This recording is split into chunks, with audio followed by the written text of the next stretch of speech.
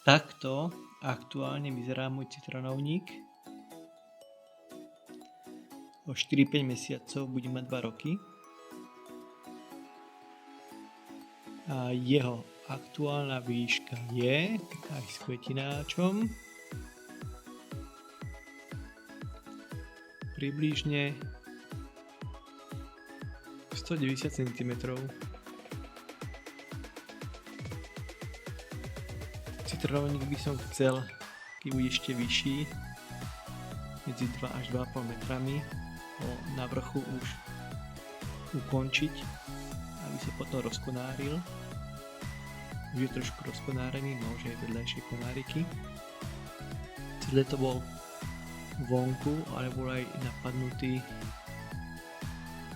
nejakou húsenicou, takže som musel trošku očistiť a listy poškodené odstrániť. Ale celkovo je vo veľmi dobrej kondícii.